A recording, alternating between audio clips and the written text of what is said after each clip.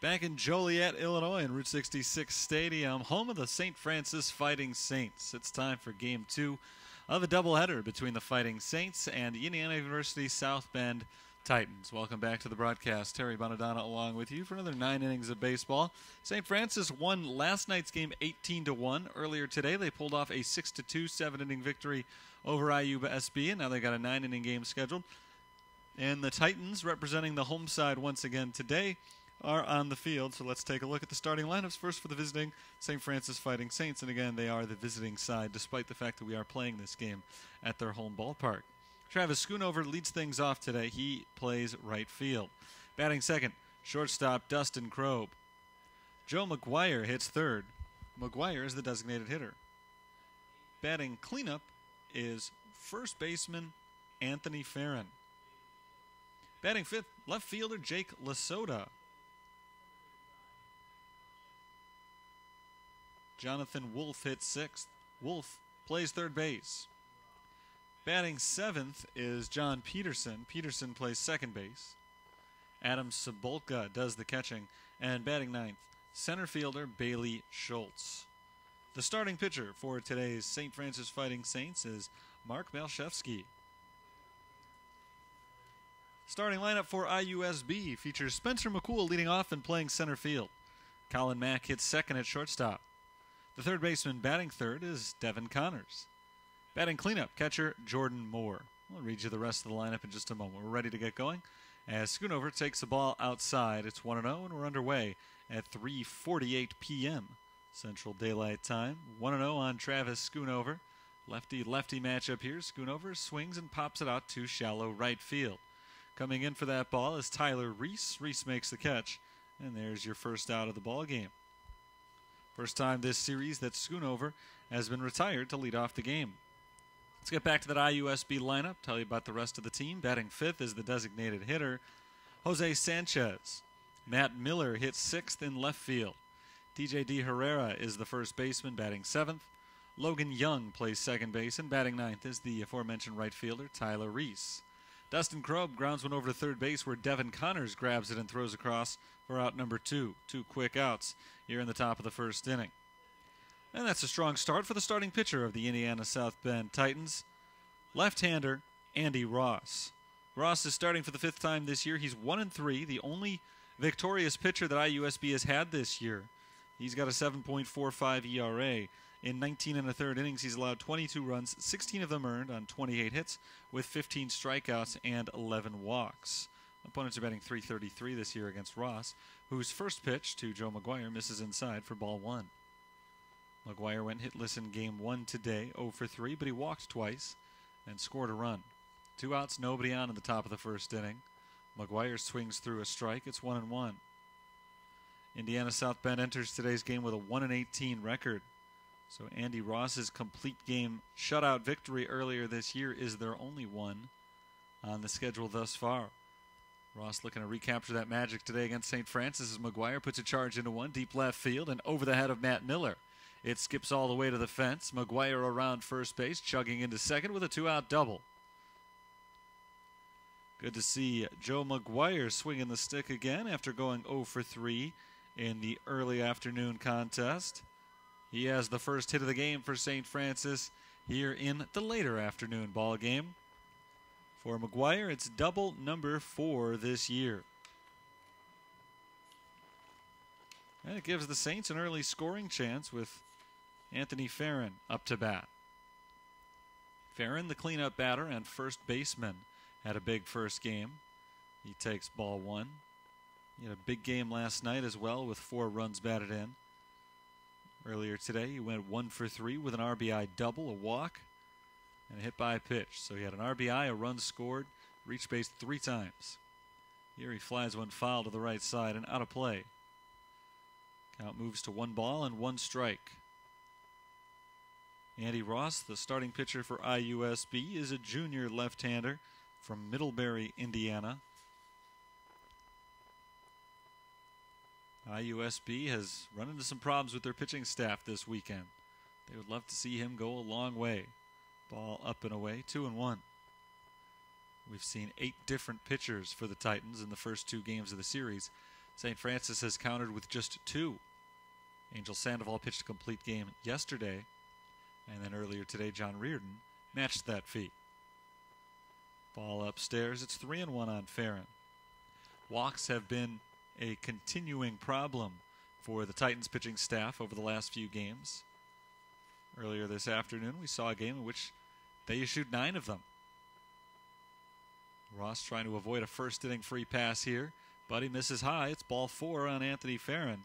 And after 2 very quick outs, and I mean about as quick as possible, only 3 pitches into the game there were 2 outs. Ross has faltered, and now 2 men are on base, a double and a walk, and the batter is Jake Lasota. Farron at first, McGuire at second. Lasota went 0 for 2 with an RBI ground out and 2 walks in game 1. First pitch is flown down the right field line, twisting towards foul territory, and that ball reaches the seats. Strike 1.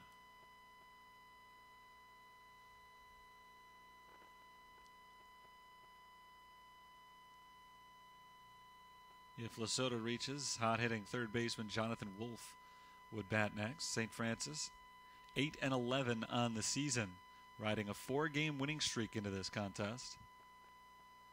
Lasota takes a breaker over the inside corner. The count is 0-2. So Ross right back to throwing strikes after walking Farron on 5 pitches.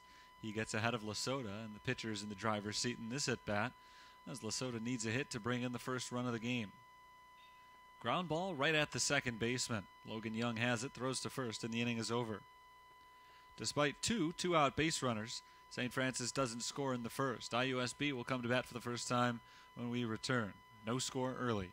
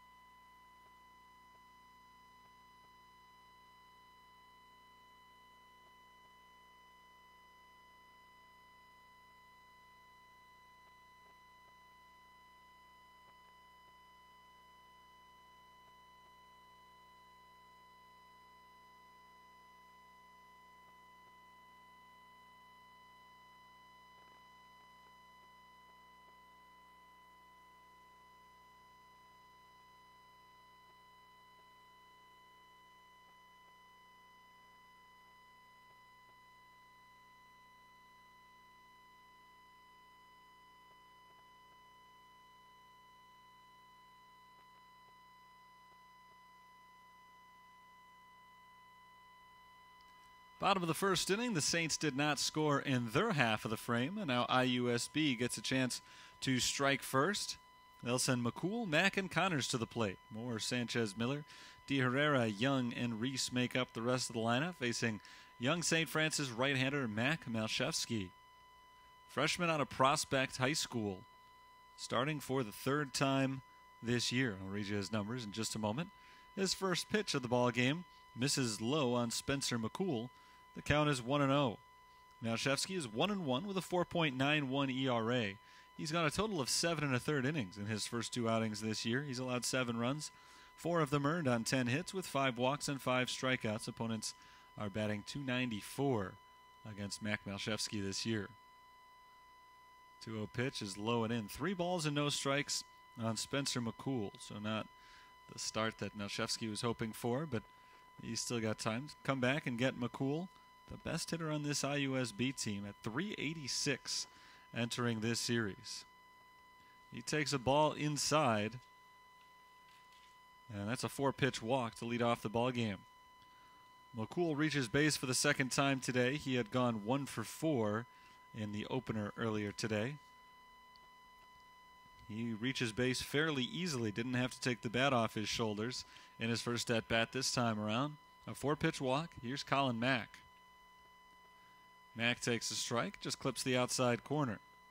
First strike thrown today by the freshman Malshevsky, and maybe that'll get him going. Colin Mack, the shortstop, hit leadoff yesterday for the Titans. He swings here and pops it foul behind home plate, back towards the screen, and it hits off the screen. Cebulka gave it a run, couldn't quite get there. The count is 0-2 on Colin Mack. Mack's had a pretty productive series up to this point. Earlier today, had an RBI single in the first inning that tied the score at the time at 1. IUSB actually took a 2-1 lead before St. Francis came back with 5 unanswered runs to finish up the game. Pickoff throw to first base, and Spencer McCool dives back to the bag. McCool is 9 for 9 in stolen base attempts this year, so he is a guy you have to keep close watch on him. Mack hits a grounder to third. Wolf up with it, throws to second, and gets the force. Peterson trying to turn it, and not quite in time to get two. And a long way to go around there on the ground ball hit to the third baseman Wolf, but well played just the same by the St. Francis defense.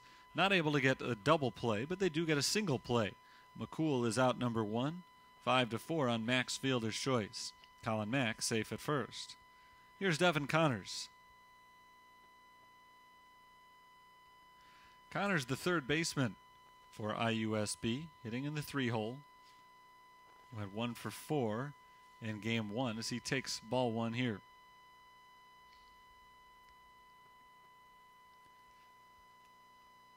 Connors entered the series hitting .261. Throw over to first base, runner back. His 7 RBIs on the season rank second on the ball club. Indiana South Bend has scored only 43 runs in 19 games played this year. So they're looking to beef up that total with some big boppers going forward in the conference season now. They put 3 runs on the board in the first 2 games against St. Francis. There's a grounder left side and into left field, a base hit. Dustin Krob was playing double play depth, meaning he was shaded towards the middle. That ball was hit back towards where he normally would have been able to reach it, but with the runner on first, he had to dive, and it was just out of his range. So a single for Connors. Mack advances to second base on the play, and there are 2 on with only 1 out for the very dangerous Jordan Moore. South Bend's catcher has doubled in each of the first 2 games this weekend against St. Francis. A double here would be costly. First pitch is a foul ball to the right side for strike 1. Bottom of the first inning, we've got no score between the Fighting Saints and the Titans. St. Francis got themselves 2 base runners in the top of the first, but they waited until there were 2 outs before getting anybody on, and they weren't able to score. There's a ball high, and the count evens up. 1 ball and 1 strike. Jordan Moore has got 5 doubles on the season. Those are his only 5 extra base hits. Not bad numbers from your starting catcher. Pickoff throw to second. Nearly got him, and they did. Tagged out at second base. Colin Mack is retired for out number 2. Nice pickoff move by Mac Malshevsky. Connors at first base now, the only threat still aboard for IUSB. And it's a 1-1 count on Jordan Moore, who swings and fouls it away. The count is 1-2. Close play at second base. Good throw from Malshevsky. Good tag there as well by Peterson, I believe, covering the bag. There's a weak grounder to short. Krob picks it up, flips over to second base, and ends the inning. 6-4 fielder's choice puts the final end to that first inning threat for IUSB. They get a pair of base runners but don't score. On our way to the second, it's 0-0.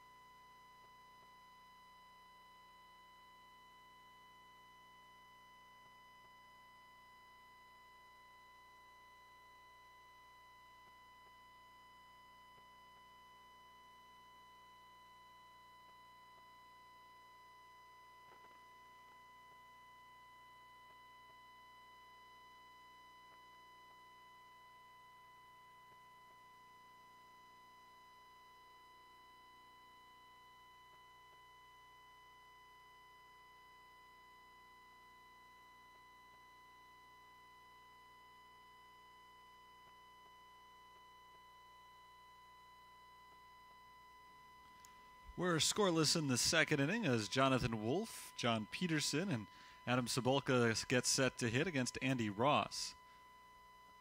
Both teams had 2 base runners in the first inning. Neither team scored. Wolf bloops one to shallow right field. Reese comes in, makes the catch. 1 pitch, 1 out in the second inning. Wolf has had a big couple of games against IUSB. Had a couple of hits, 2 RBIs in game 1 of today's doubleheader. Yesterday, he reached base 3 times, hit a grand slam. But he's 0 for 1 today now with that fly out to shallow right.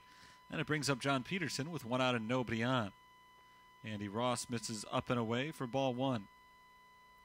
Just past 4 o'clock here in the Central Time Zone. The sun still full of sunlight, but the shadows have crept over much of the rest of the stadium as Peterson fouls one off to the right side and out of play. The third base dugout is almost entirely in shade. First base dugout still sunny enough. It's a chilly day, right around 40 degrees here in Joliet. Peterson grounds it to third. Picked up by Connors. The throw to first base is in time, 2 away.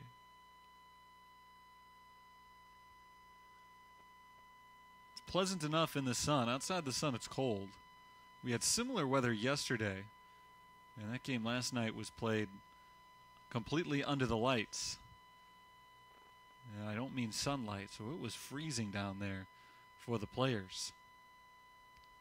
Today should be a little bit more comfortable. Still probably not so pleasant for the guys who are not in the game as Cebulka swings the first pitch and lines it right at Reese. It's a 5-pitch inning. Reese makes 2 of the 3 putouts, and we are on our way to the bottom of the second. Still no score between the Saints and the Titans.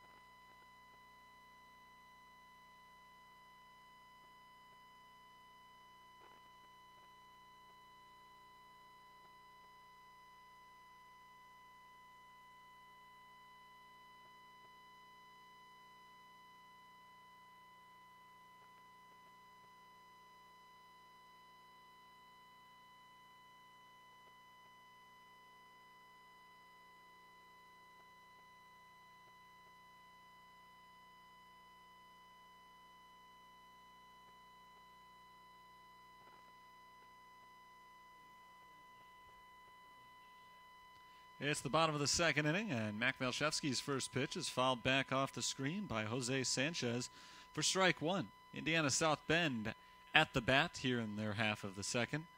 No score so far. St. Francis went down very quickly in the top half of this inning on just 5 pitches. There's a ball downstairs. The count evens up. 1-1 on Sanchez, who is DHing in this game. He was the right fielder in each of the last 2 games.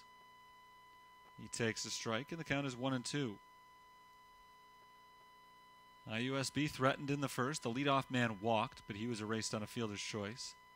And then a single put runners at first and second with only 1 out, but a pickoff effectively ended the rally. It certainly ended any momentum they may have had. Sanchez takes a ball. Count is 2-2. Next offering bounces in. Ball 3 to load it up. Miller and De Herrera are due up the rest of this inning. If anybody reaches, we'll see Logan Young face the St. Francis freshman. Malshevsky's next pitch is fouled to the left side and out of play. Still 3-2.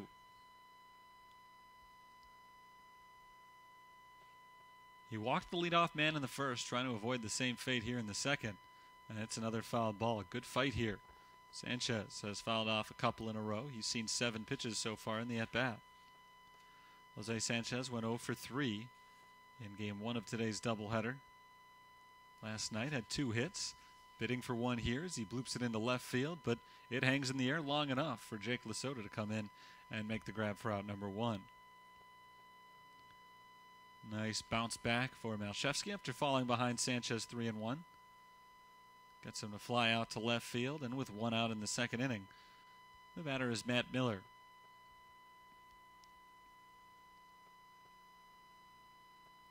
Miller, the left fielder for IUSB.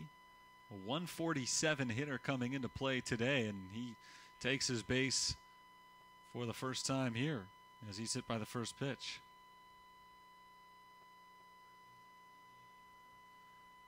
So with 1 out, there's a man on. And the batter is TJ De Herrera. Left-handed hitting first baseman. De Herrera takes first pitch ball inside, 1-0. De Herrera grew up not too far from here, from Bolingbrook, Illinois, a junior at Indiana South Bend. He takes the ball outside, 2-0. Malshevsky continuing to have a little problem with his command. He's fallen behind a number of batters. He walked 1, he's hit 1, and now it's 2-0 on the number 7 batter with 1 on and 1 out in the second. Ball low, 3-0. This inning, he's thrown 7 balls compared to 5 strikes among his 12 pitches. Runner at first takes a short lead. 3-0 offering is taken for a strike. De Herrera had the bat head out there in bunting motion, looking to just disrupt the rhythm of Malshevsky, but he was already a little bit out of his rhythm, trying to get back into it now on 3-1. Swing and a miss. It's a full count. That was a big pitch from Malshevsky, but he's still 1 away. Matt Miller at first base. Second time a batter has seen a full count this inning. Line to the third baseman and just past a diving Jonathan Wolf. Miller advances to second on a single for TJ De Herrera. Back-to-back base runners, and IUSB is threatening to take an early lead for the 3rd consecutive game against St. Francis. Here's Logan Young. This is the same situation the Titans found themselves in the first inning. Runners at first and second, 1 out. A pickoff helped Malshevsky get out of that rally, but no runs scored. Grounded to short, could be 2. Throw over to Peterson for 1. The relay is in time, 6-4-3, and the inning is over. For the second straight inning, IUSB puts 2 on with only 1 out, and for the second straight inning, Malshevsky pitches out of it unharmed. We head to the 3rd, no score.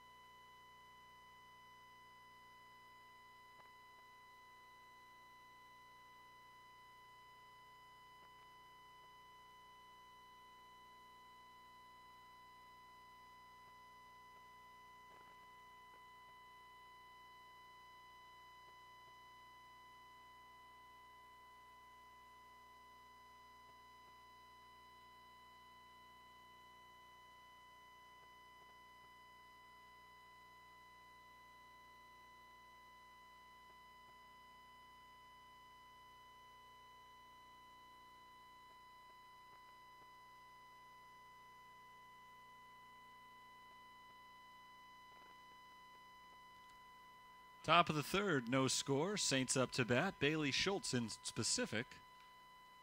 He takes ball one inside, and Schultz has a 1-0 count on him. The center fielder and number 9 batter walked twice, went 0 for 2, but stole 2 bases in game 1 of the doubleheader. He's the last man in the 9-man batting order as he takes ball 2 from Andy Ross. Following Schultz is the top of the order.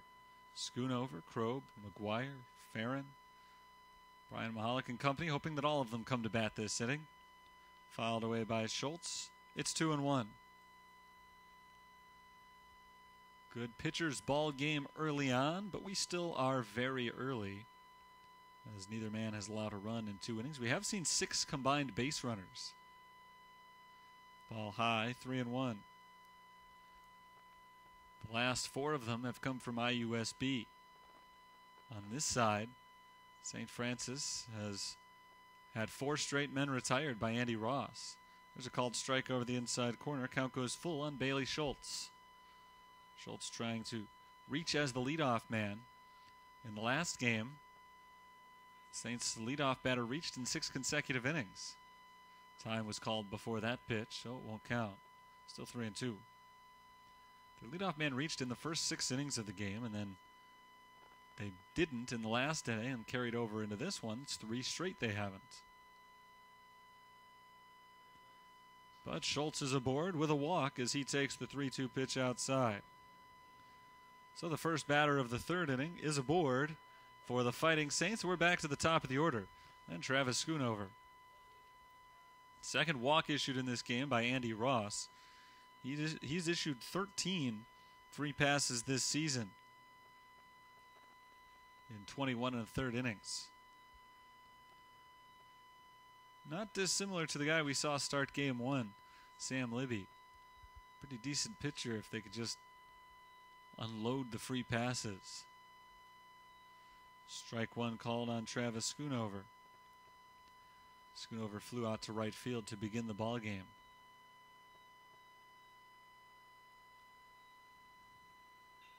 Ripped out to right field, a base hit between D. Herrera and Young. Schultz pulls up at second base. He is in scoring position. Schoonover at first with a single. First hit of the game for Travis Schoonover. Second for the Fighting Saints.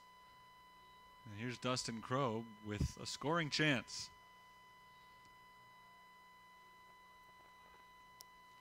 Krob is 0 for 1, grounded out to third base in the first inning. Ground ball is the one result he does not want here.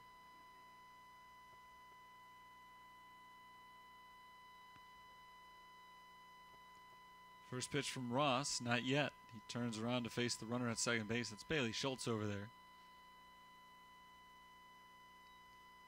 I mentioned before that Schultz stole a couple of bases in game 1 of the doubleheader, so they're keeping a close eye on him.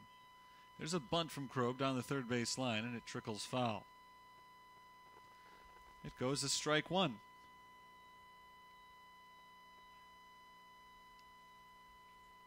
A walk and a single have gotten this inning started for St. Francis. Big innings have been their stock and trade over the course of this weekend series against Indiana South Bend.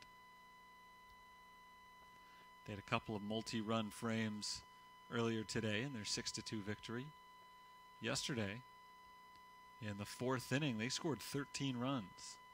Trying to break open a big inning here. Ball high, 1-1 on Krob. He was not squaring to bunt that time. Infielders were coming in, but Krob, who dropped an attempted sacrifice down the third base line on the first pitch, did not square up at all on the second. Corner infielders are in, but only about halfway. Krob bounces it to third base on the swing. It's bobbled by Connors, and he's got no play.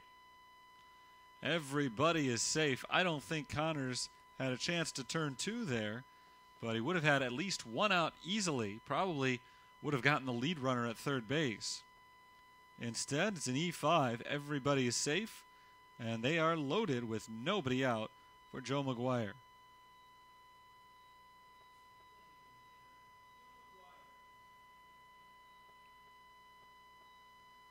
McGuire is 1 for 1 with a double. He tattooed a ball back in the first inning.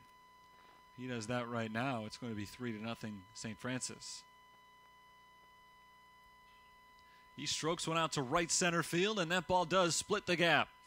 1 run is in. Schoonover coming in to make it 2 runs. Dustin Krob waved around third base as well. The relay throw comes in late. It's a 3-run double for Joe McGuire, and the Saints strike first. They lead 3-0. McGuire now 2 for 2 with 2 doubles in the ball game. He picks up 3 RBIs on 1 swing of the bat here. And the Saints have another big inning in front of them. For McGuire, those are the 11th, 12th, and 13th RBIs of the year. Here's Anthony Farron. He takes strike 1 over the inside corner. Amazingly, despite the fact that the Fighting Saints had scored 24 runs in 2 games coming into this one, and McGuire had reached base 6 times during that stretch, that's his first RBI of the entire series. There's a fly ball down the right field line, and it drops foul. 0-2 on Farron. Game 1 earlier today, McGuire had a couple of walks but no hits, and yesterday he had 4 hits, but they were all singles, and he didn't drive anybody home.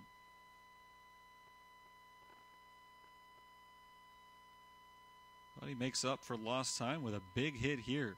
Saints have really been swinging the bats well these last 2 days with the bases loaded. Jonathan Wolf hit a grand slam yesterday. Farron fouls one back. And now it's McGuire who hits the 3-run double today.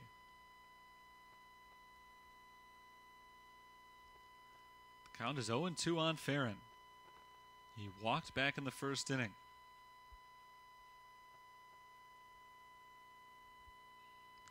He grounds this ball to third base. Connors charges, gloves, throws in time.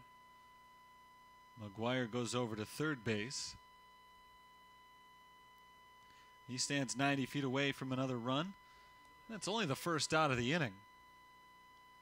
There was an error earlier this inning. Dustin Krob reached on the E5. That would have been at least 1 out and maybe even 2.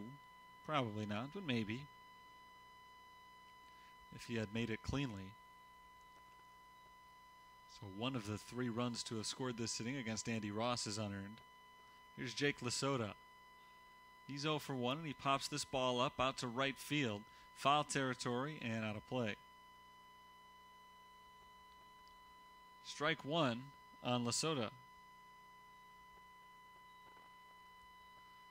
3-0 St. Francis on the strength of Joe McGuire's big 3-run double earlier this inning.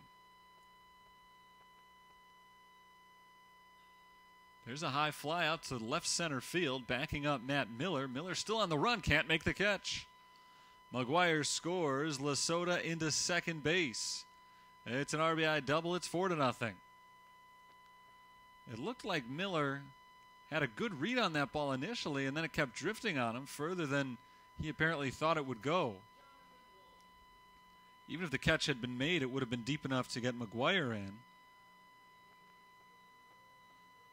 As it is, it gets McGuire in, and it gets Lasota on.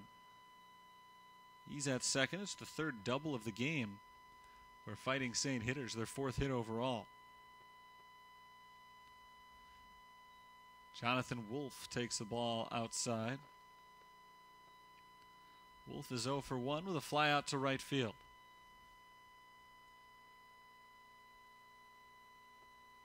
Ross sets for the 1-0 pitch.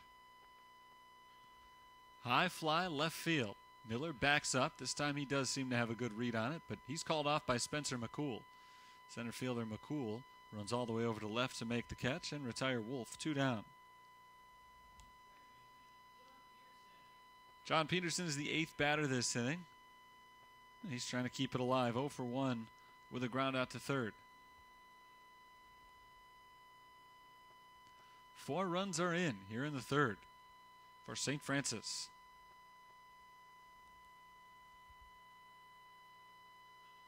Ground ball left side. Connors up with it. Throw to first. In time. The inning is over. But 4 runs cross the plate on 3 hits and an error One man left on. We head to the bottom of the third, 4-0, St. Francis.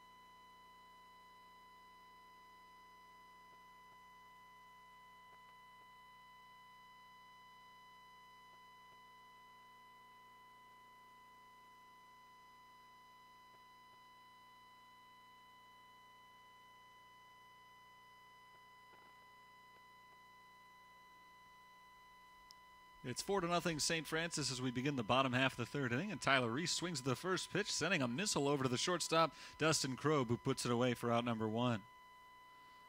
First pitch Reese has seen all weekend, and he drilled it, but right into the waiting glove of Dustin Krob, who barely had to move to make the catch. Tough luck for IUSB. Good break for St. Francis, and a good play by Krob. One down in the third. Here's Spencer McCool. 4 runs in the top of this inning for St. Francis, and now a shutdown bottom half of the frame would be huge for Mac Malshevsky, who's been a little bit wild early on, but hasn't been hit very much. He misses for ball one on McCool. Spencer McCool walked back in the first inning. He takes a strike here, and the count is 1-1. Malshevsky has put on one free base runner in each inning, a walk in the first, a hit batter in the second. So he's looking for a 1-2-3 frame for the first time here in the third. He misses for ball two on McCool. Hitters count 2-1. IUSB lost each of the first 2 games this weekend against St. Francis, but in both outings, they had an early lead. Bounced foul to the third base side, 2-2. This time the Fighting Saints have wasted no time in jumping ahead, and we'll see if the Titans have any fight left in them. Can they erase this deficit now? 2-2. In the dirt, ball 3. One out, nobody on. Colin Mack is on deck, and if anybody reaches, we'll see Devin Connors.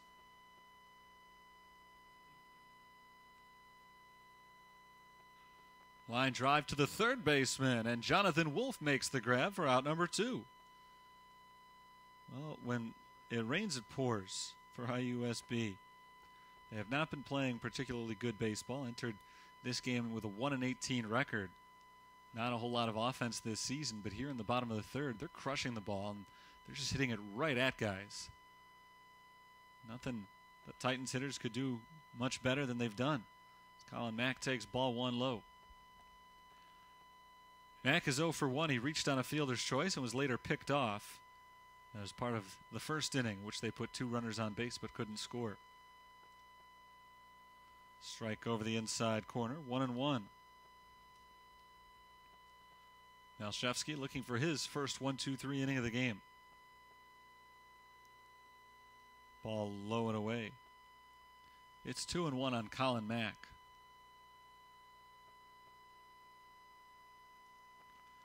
Two outs, no one on base. Malshevsky misses low for ball 3.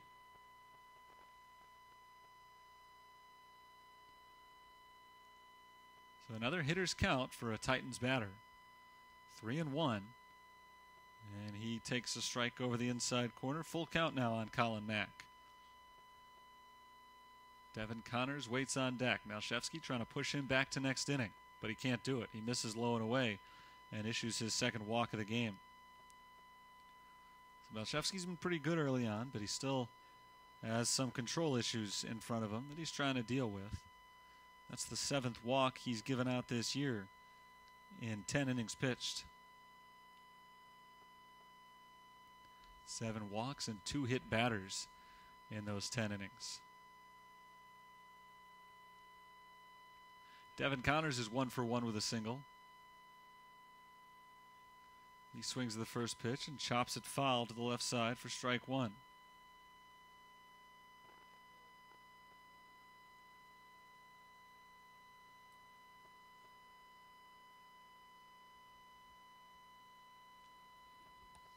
Runner on first, 2 outs. 0-1 on Devin Connors. Mac Malshevsky trying to end the inning. Swing and a miss. It's 0-2. Got Connors to chase one low that time. See if he tries it again here on 0-2. Malshevsky gets the sign in from Adam Cebulka. The lengthy right-hander is set. Here's the pitch in the dirt. Did get him to chase again, but he went too far. Count is now 1 ball and 2 strikes.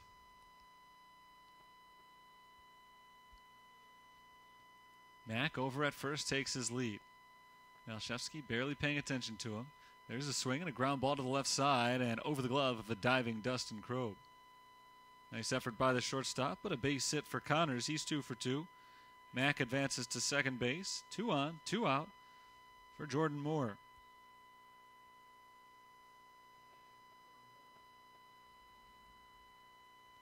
Moore is 0 for 1.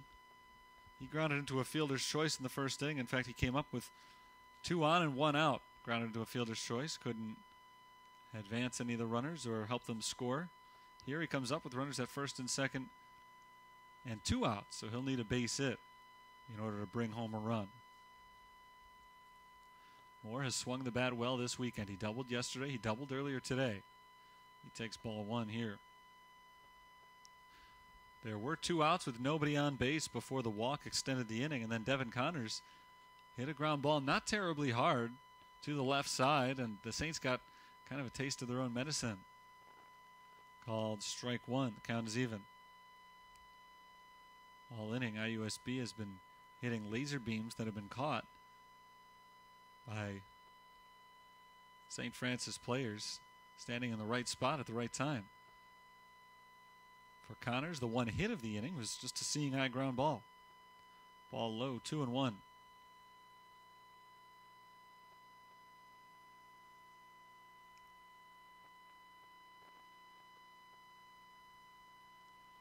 Another hitter's count here. Let's see if Moore is able to capitalize. Weak ground ball to the third base side. In foul territory. The count goes to 2-2. Jose Sanchez is waiting on deck.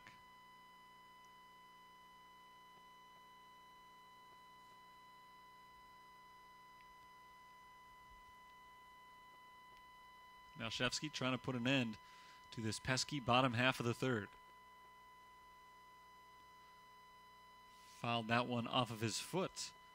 Jordan Moore will hop around a little bit to try to shake that one off. That hurts. It always hurts. On a freezing cold day like this, it hurts even more. But he seems to be doing all right. Just grabbed his bat. And now he's just taking his time walking back into the box.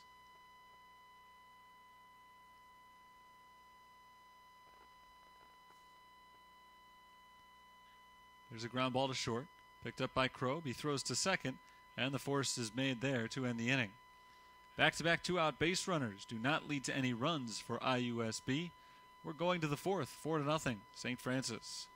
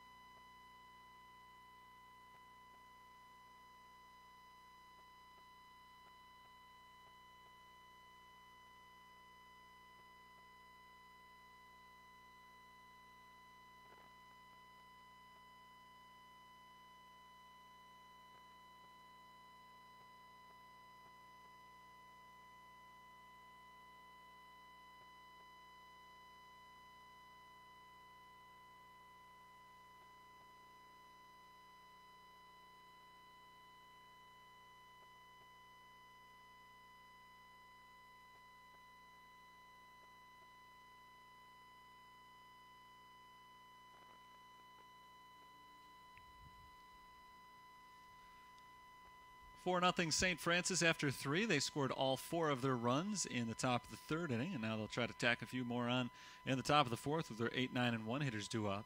Adam Cebulka swings at the first pitch. One hop, diving stop by the shortstop, Colin Mack. He throws it over to first in time to get Cebulka. Great play by Colin Mack for the first out of the fourth inning. Hard hit ball by Cebulka, but I guess turnabout's fair play. Couple of Titans hit the ball awfully hard last inning, but right at Saints defenders. That time Cebulka hit the ball very hard to the left side and was robbed. But a great effort by Colin Mack. So now it's Bailey Schultz taking ball 1. Schultz walked and scored when he led off the third inning. Batting for the second time in this game, he takes the ball high. It's been an interesting doubleheader for Schultz so far. He's had a great day overall. He's come to bat 5 times and reached base 3 times. Doesn't have any hits, though. All 3 were walks. Ball outside, and he might be gearing up to do it again. The count is 3-0 on him. He's batted 6 times, including this one, in today's doubleheader, and in 5 of those 6 at-bats, he has seen at least 3 balls. There's a called strike. It's 3-1. 1 out, nobody on in the top of the fourth inning. Andy Ross on the mound for the Titans. He fires a strike to Schultz, who seemed to be taking all the way there. Count is now full, 3-2. The deciding pitch right here from Ross. Swung on and flown into center field. Playable for Spencer McCool. He takes a few steps to his left and puts it away. 2 down. The second inning today for Andy Ross was about as good as any inning ever. Went 1, 2, 3, threw only 5 pitches. He looked excellent. And then in the third inning, he fell apart. He walked the leadoff man and gave up 3 hits. A bunt from Travis Schoonover goes foul for strike 1. Here in the fourth, he's trying to recapture his form from earlier in the game, and so far so good. He's recorded 2 outs, granted one of them with significant help from his defense. But they're all in the same team after all. The 0-1 to Schoonover, not bunting this time. He fouls it back, and the count is 0-2. Schoonover's 1 for 2 for his part in today's game. He's flown out to right field, singled and scored in the third.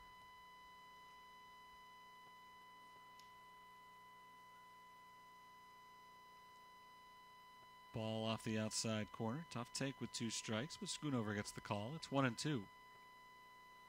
Dustin Krob waits in the on-deck circle. Next pitch to Schoonover is hatcheted foul to the left side. Or the right side, rather. It's still 1-2.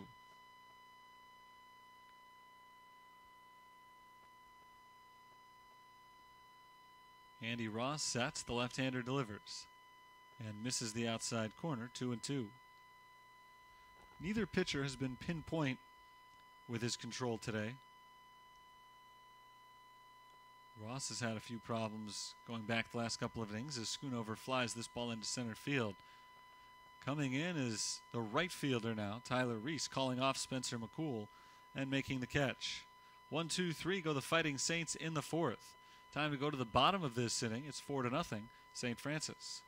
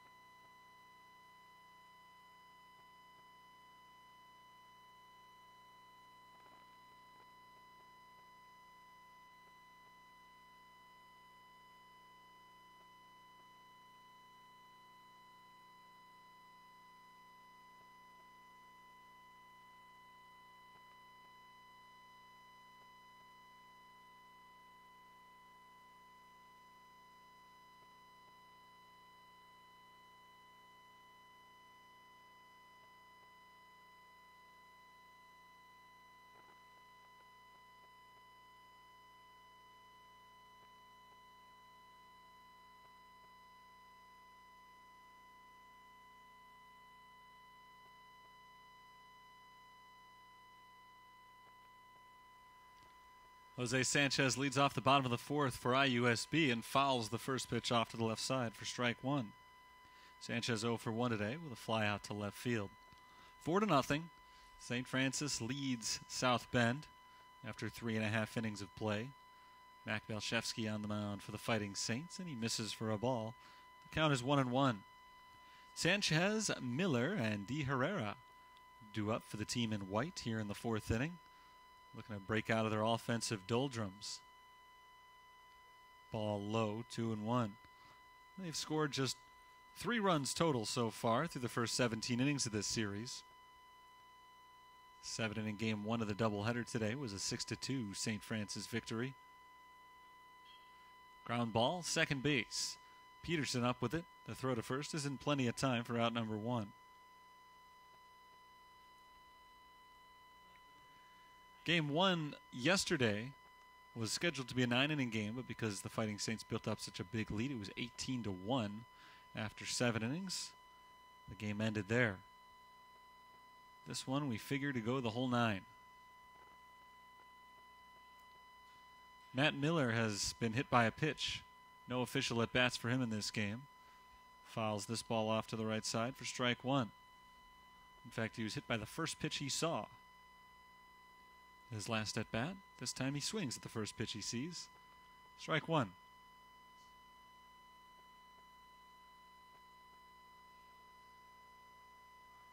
Ball low and away.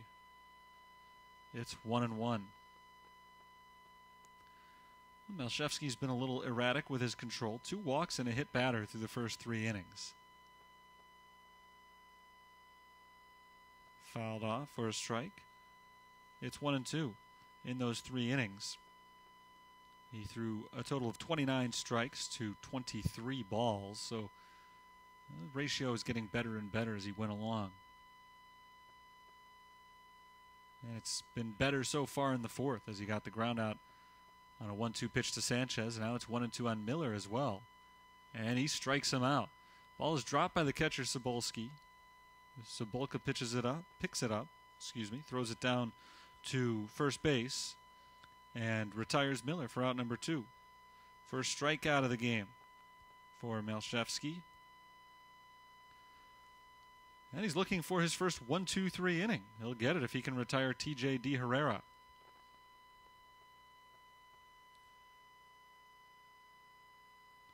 Ball in the dirt. Sobolka not able to block it, but with nobody on base, not important. Ball 1. De Herrera singled in the second inning. 1 of 3 hits so far in the game for IUSB. They've had 1 in each of the first 3 innings. Ball outside, 2-0.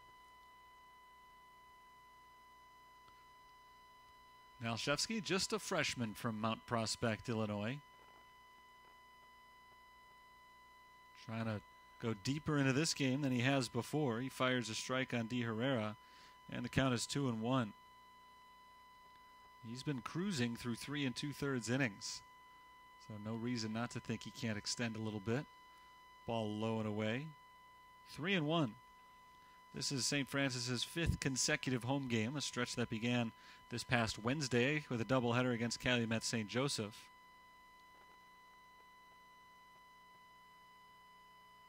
Check swing, but he went around. Strike 2, the count goes full. They will not play another road game until March 30th.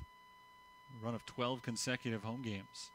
There was a strike on De Herrera, signaled by the home plate umpire. He still dropped his bat, ran all the way down to first base, but the signal was made immediately. It was strike 2. So the count is full with 2 outs and nobody on. Payoff pitch, misses outside. That's ball 4. Third walk for Melchevsky to go along with that hit by pitch. So he's given them 1 free base runner every inning. They had 2 base runners in each of the first 3 innings. Either that walk or the hit by pitch and a single. And they've always come back to back, except for the first. So there's ball 1 low and away on Logan Young.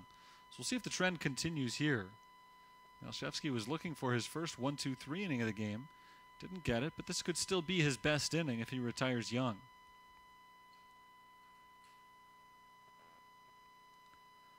Ball high, it's 2-0. 2-0 on the catcher, Logan Young. 2 outs, a man on first base. Saints lead the Titans by 4. There's ball 3 inside. He's missed on 7 of his last 9 pitches now. There's a called strike, 3-1.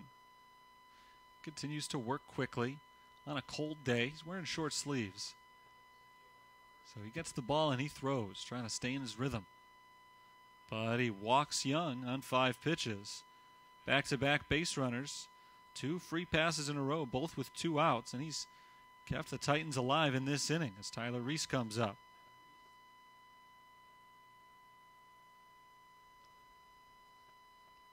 So the strike-to-ball ratio has tightened up. He's thrown 3 more strikes than he has balls for the game now. 37 strikes and 34 balls on the ledger. Tyler Reese is 0 for 1. Hit the ball hard, but right to the shortstop his last time up. He takes a strike over the inside corner here, 0-1. Bottom of the 4th inning, 4-0. Saints lead the Titans.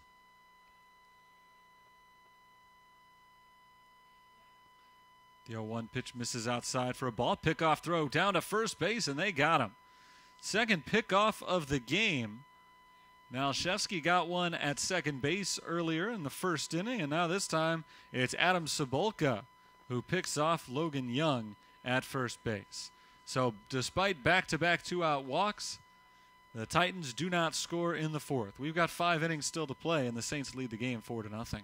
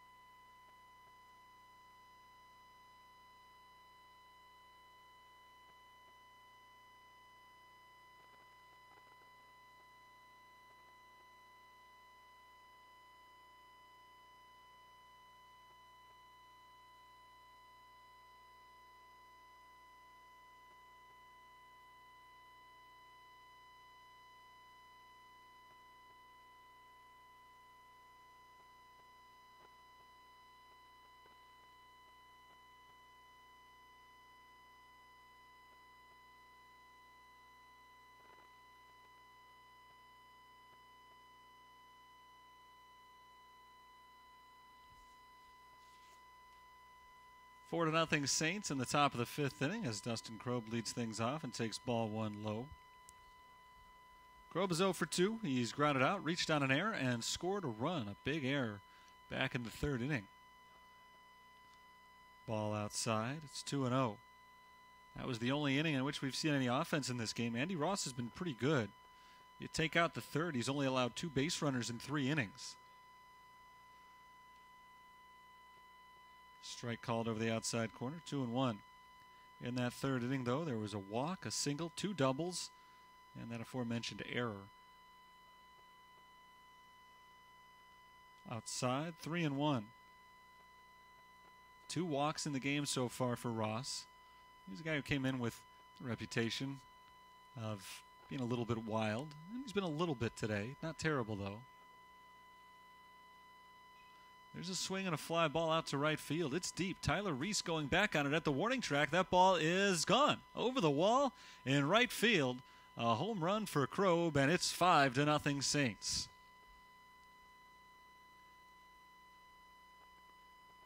Just cleared the wall out and right. The wind blowing out in that direction. It kept traveling on Tyler Reese, who was turned around on it. Looked like he thought he was in good position for a little bit to make a catch, and it never panned out for him. The ball kept carrying and just barely cleared that wall to give Dustin Krob the home run, his 1st of the year.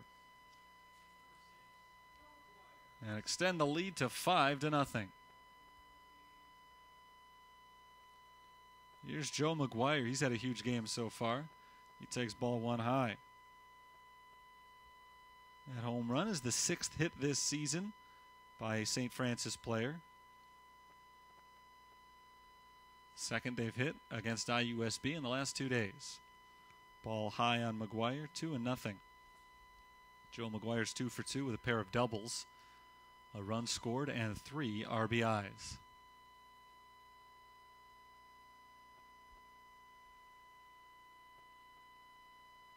Two and 0. Big swing and a miss. It's 2-1. McGuire loses his helmet trying to make contact with that pitch. A powerful cut, but it goes as strike one. Ross has fallen behind the St. Francis hitters so far this inning. It was 3-1 on Krob when he hit that home run. Now it's 3-1 on McGuire.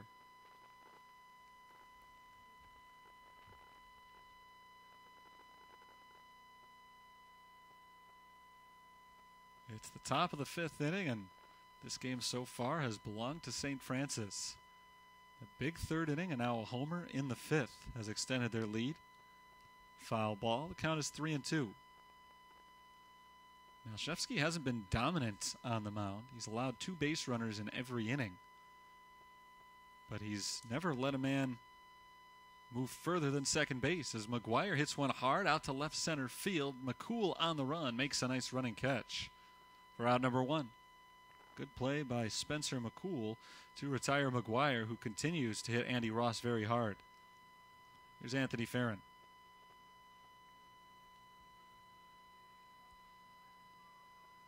Amazingly enough, IUSB has had 2 base runners in 4 consecutive innings, and yet they've never gotten a man to third base and obviously haven't scored yet. Farron takes ball 1, low and inside. Anthony Farron is 0 for 1 with a ground out. He's also walked. Game 1 earlier today, he hit a double, reached base 3 times and drove in a run. He takes a strike here. It's 1-1.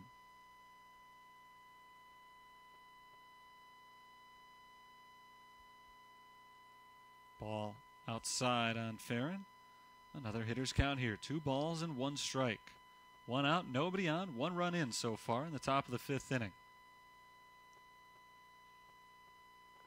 Fouled off to the right side. It's 2-2. Ross has not pitched poorly overall in this game. Again, just had that 1 bad inning, the 3rd. Trying to make it through the 5th. He would be the first IUSB starter in the last 3 days to do that. Ground ball to third base. Nice job by Connors to pick it off and throw over to first base for out number 2. I'll bring up Jake Lasota. 4 2/3 innings is already the longest that any IUSB starter has lasted. And the 3 games we've seen here at Route 66 Field the last couple of days. And they needed him to go a little deeper because the bullpen has been used up pretty handily the last couple of days. Ball low, 1-0 on Lasota. The first 2 games we saw 8 different pitchers. Lasota's 1 for 2 with an RBI double. He takes a strike. The count evens at 1. Krob homered to lead off the inning and extend the St. Francis edge to 5 runs. Swing and a miss from Lasota. It's 1-2. Since then, Ross has retired 2 in a row, trying to make it 3 straight. He's retired 7 of the last 8, but Lasota snaps that string with a hard hit out to right center field. Cut off in front of the warning track by Tyler Reese as Lasota hustles into second base. It's a stand-up double. His second 2-bagger of the game. He's swinging the bat well. And there's a man in scoring position with 2 down for Jonathan Wolf. That's the 5th extra base hit in this game for St. Francis. They've only got 6 hits total. So it's the opposite of yesterday. In yesterday's game, they had 21 hits, but 18 of them were singles. Today, they've got 6 hits. 5 of them have been more than singles. Fouled off by Wolf for strike one. Jonathan Wolf is 0 for 2. And all he needs is a one base hit here to likely get the run in from second. Not a guarantee, but with 2 outs, Lesotho will be running on contact, so a single would probably make the score 6-0. The 0-1 offering from Andy Ross. Swung on and missed for a strike. It's 0-2. Ross able to get ahead of Wolf here, but hasn't been able to put too many guys away with 2 strikes. He doesn't have a strikeout yet in the game. 1 on, 2 out. The 0-2 to Wolf.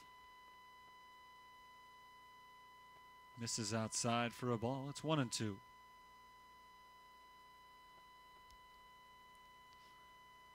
John Peterson waits in the on-deck circle. He'll bat if Wolf reaches base. If not, we go to the bottom of the 5th inning.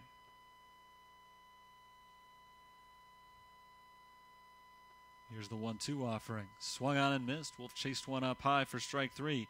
Ross has his first strikeout of the game, and he pitches out of a jam with Lesotho left at second base. However, a home run for Dustin Krob extends the St. Francis lead. It's 5-0 as we've reached the halfway point in Joliet.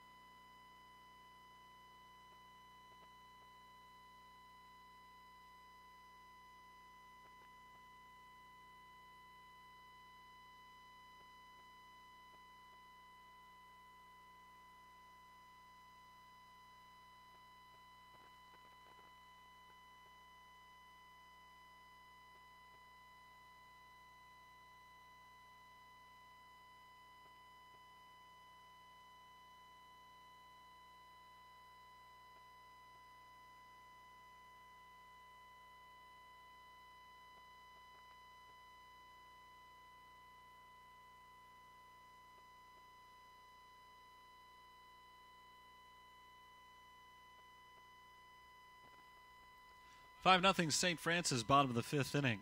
Tyler Reese leads things off for IUSB, swings the first pitch and flies it into right field. Schoonover comes in, makes the catch, and retires Reese for the first out in the bottom half of the 5th. 1 pitch, 1 out. Good start to the inning.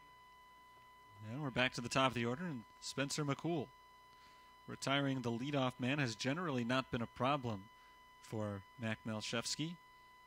He walked McCool to begin the ball game, but ever since then, he's retired the leadoff man. It's getting those next couple of guys without incident that's been the problem. The solution has been to leave him on base. Ball low, 1-0 on McCool.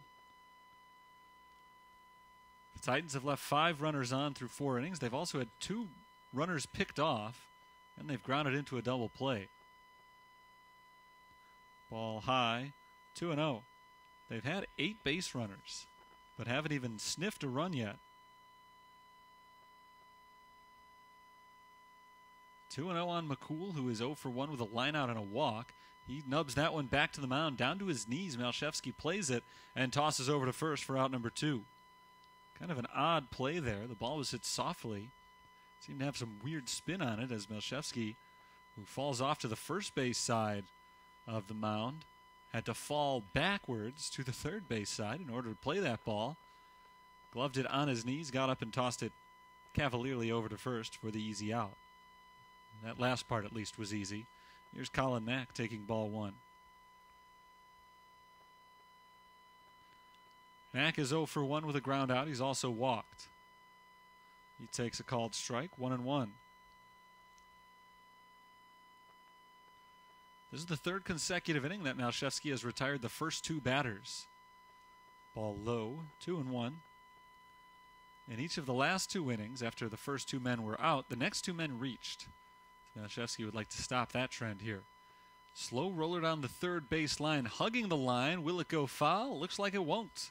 Somehow that ball stayed fair and no chance for anybody to make a play on it. Wolf was charging from third. The catcher Cebulka was going out from home plate. And Malshevsky coming in from the pitcher's mound. They all just watched it roll, hoping it would go foul, and it stayed right on top of that line. So it's an infield single for Colin Mack. 2-out base runner. Here's Devin Connors. Connors takes ball one up and in. He's not been retired yet today. 2 for 2 with a pair of singles. 4 hits in the game now for IUSB, including the 45-foot infield single that Mack picked up just a few moments ago. 2-0 now on Connors.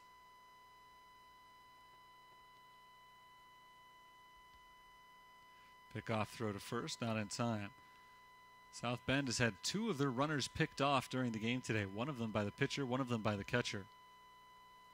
They're going to be careful on the bases. Runner goes, pitches low for a ball, and the stolen base is uncontested. Colin Mack steals second. Pitch was in the dirt. Cebulka was unable to dig it out and make a throw down to second base. It's 3-0 now on Connors. And another man in scoring position for IUSB. Runner goes for third. The pitch is taken for a strike. Throw to third base is not in time. Back-to-back steals for Colin Mack, and that was a risky one. Trying to kickstart this offense one way or another. But he was already in scoring position with 2 outs. A very audacious stolen base attempt, and it worked out in his favor. Count is 3-1 with a man at third base now, and Connors takes ball 4 inside. So another inning, another walk. That's now 5 walks, along with 1 hit batter in the game for Malshevsky. So that's been his problem in the game today. The positive is he's not getting hit hard. The other big positive, he's done a great job of pitching out of trouble. But he'd rather not be in so much trouble, as Jordan Moore comes up to the plate for the 3rd time today, and it's the 3rd time he's hit with 2 men on base. He's 0 for 2. He's grounded into a fielder's choice twice. He takes ball 1 outside.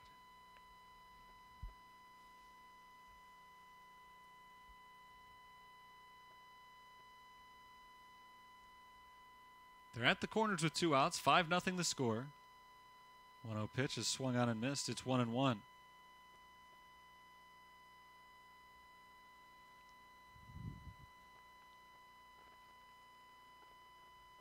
Saints scored 4 runs in the 3rd inning, 1 in the 5th. Trying to keep that hefty lead. Moore takes ball 2 inside. The count goes to 2-1. Nobody warming up in either bullpen right now. Again, Malshevsky hasn't been hit much, but his control problems are worsening as that one is in the dirt. Play at the plate. Cebulka dives for home plate and can't get there in time. Max scores on the wild pitch, and it's a 5-1 ball game. So Colin Mack runs his way all the way to that first IUSB score. An infield single. He steals 2nd and 3rd, and then races home on a wild pitch. And that one was close. A little bit late, Malshevsky was covering home plate. There's ball 4 up and in, another walk. That's his 6th. If he had been a step quicker getting the home plate, I think Cebulka probably would have tossed him the ball, and they likely would have had a play on Mack. But he was about a step late, so Cebulka just dove to home plate himself to try to tag out Colin Mack, and just missed him. Didn't quite get there in time. Courtesy runner over at first base. Chase Cameron is in. Brian Mahalik making his way out to the mound. At this point in the game, Malshevsky has thrown just about as many balls as he has strikes. He's got 6 walks. He's hit 1 batter. And he's really scuffling here in the 5th after getting 2 quick outs, an infield single, and back-to-back walks, plus a run-scoring wild pitch. So the bullpen is starting to go for the Fighting Saints. They've got a right-hander warming up. Probably the last inning, I would guess, for Malshevsky here. Evan Doan is loosening down the left field line. Jose Sanchez is the batter. He's 0 for 2. He's popped out to left and he's grounded out to second. 11 base runners now in the game for IUSB, but just 1 run. There's a called strike 1.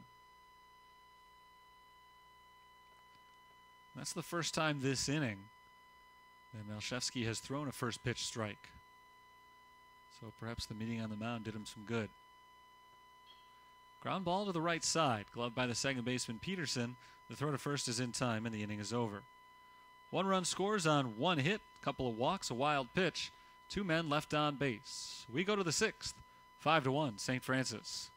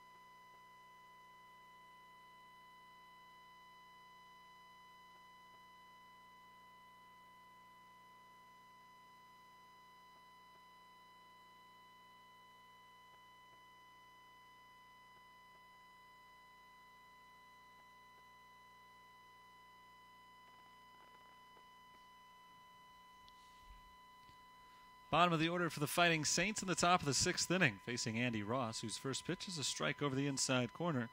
0-1 on John Peterson, 0 for 2 with 2 groundouts to third base in this game. St. Francis leads by 4. That's been their lead for much of the game. Ball low and in, 1-1. They scored 4 runs in the top of the 3rd, led 4-0 until they went up with 1 extra run in the top of the 5th, making it 5-0. It was on a Dustin Krob home run. But IUSB got on the board last inning to make it 5-1. Here's Peterson trying to start another Saints rally. He slaps it into right center field for a base hit. Trying for 2. The throw from Tyler Reese is not in time. It's a double for Peterson. His first hit of the game. And the Saints are in business here in the 6th. Another extra base hit for them. That's their 6th of the game among 7 total hits. Here's the catcher, Adam Cebulka. Cebulka is 0 for 2, lined out to right field, and he was robbed by a diving Colin Mack at shortstop last time up. He's hit the ball well both times, despite not having any hits to show for it. Hits the ball well here on the ground, right to the shortstop, Mack. Long throw to first is in time for out number 1. Andy Ross still pitching for South Bend. He's done a pretty good job for them. Take away the 3rd inning, he's done a very good job. He's kept them alive in the ball game, and he's eaten some innings. Both valuable traits for a pitcher to have in this one for IUSB, who really had trouble keeping the Saints off the scoreboard in the first 2 games. Off the base paths as well. They only scored 6 runs in game 1 of today's doubleheader. That ball is flown out to left field by Bailey Schultz and caught by Matt Miller for out number 2. 2 quick outs following the leadoff double. Even though they only scored 6 runs earlier today, they left 13 men on base. So they had base runners galore. Hasn't been as much the case in this one. They've scored 5, they've left just 4 men on. Travis Schoonover is 1 for 3 with a single and a run scored as part of the 4-run 3rd inning. He takes ball 1.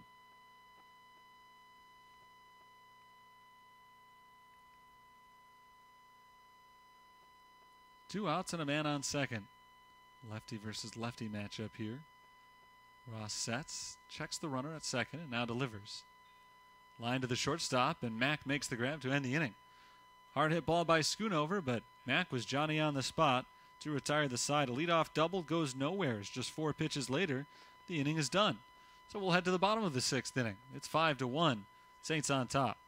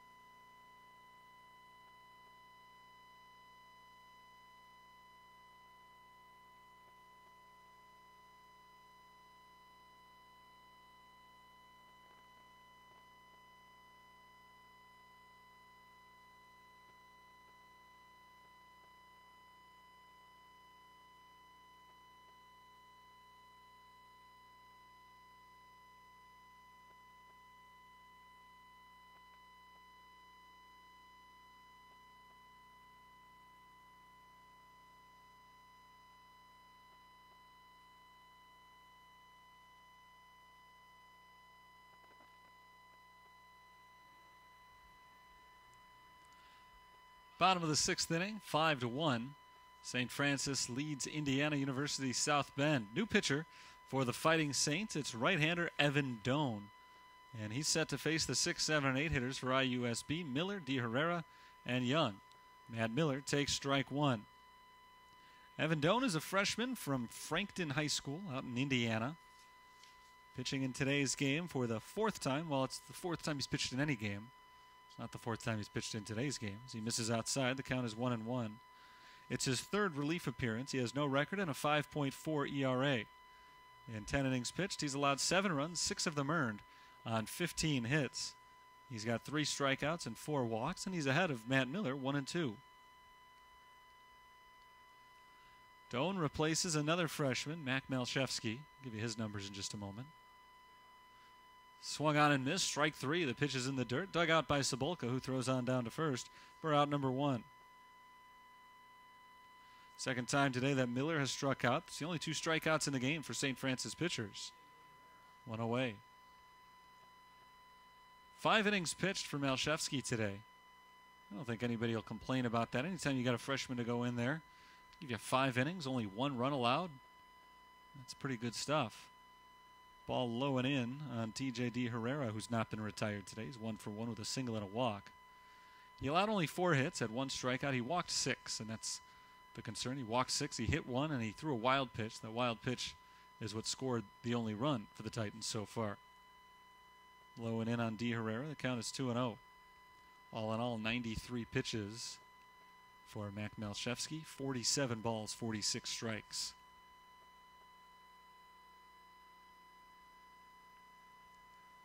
2-0 is flown out to center field. Drifting over to his right, Bailey Schultz makes the catch. 2 up, 2 down in the 6th. This is now the 4th consecutive inning in which the first 2 IUSB batters have been retired. But in each of the previous 3, they've ended up with at least 2 base runners. See if Evan Doan can flip the script here.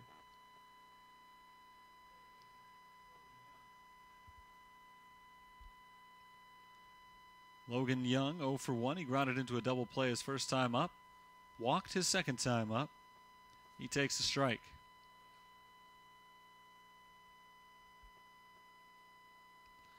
Ball downstairs.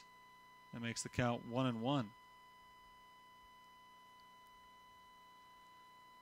St. Francis now just 10 outs away from a 5th consecutive victory. Young makes it a little bit more difficult by smacking a single out to center field. So once again, the Titans just won't go down quietly. Not a single 1-2-3 inning today, despite 4 straight innings in which the first 2 batters have been retired. Young's single is the 5th hit of Game 2 today for IUSB. Here's Tyler Reese. Reese is 0 for 2. He takes ball 1. Shadows are creeping over the field now. Pitcher is in sunlight, the batter is in shadow. That's usually advantage pitcher. Should be this way for another couple of innings. Swing and a miss. It's 1-1. Much of the field still in sunlight right now, and on a cold day like this, that's a big benefit to the fielders. Fouled off to the right side. It's 1-2, and Doan is 1 strike away from getting out of the inning. Reese, who's starting his first game of the series, just 2 for 24 on the season at the plate, has hit the ball hard today. Fouled back, still 1-2, with nothing to show for it. He's trying to change that right here. Give himself something to show off.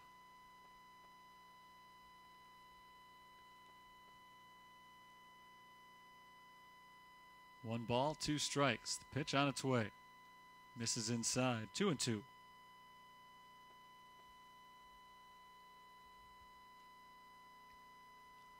Young is the runner at first. He takes a short lead. Doan takes a quick look at him, sets and delivers. Swung on and missed, strike 3. 2 strikeouts in the inning for the freshman Evan Doan. Nice work by him here in the 6th. We've got 3 innings still to play. St. Francis leads IUSB 5-1.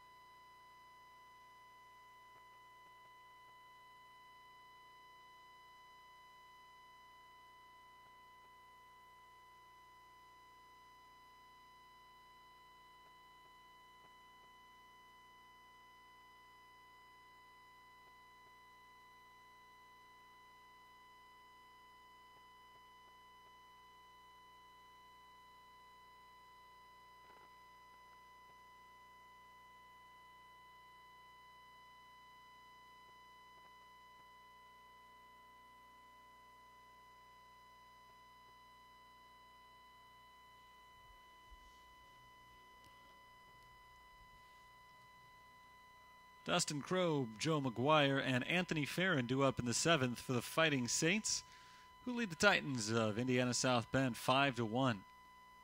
Andy Ross still on the mound for IUSB, and he misses low for ball 1 on Krob. Last time these two met, Krob hit an opposite field home run out to right field in the 5th inning. He's 1 for 3 in the game.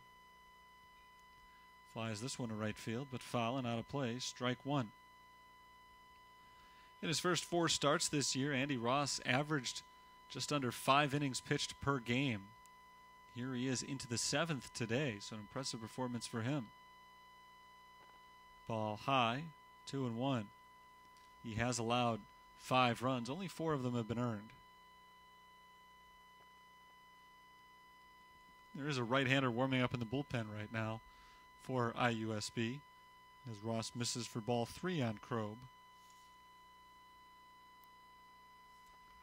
Looks like Max Walls, who started at second base yesterday, is loosening down in the pen. Fly ball down the right field line, twisting towards foul territory and out of play. Count goes full.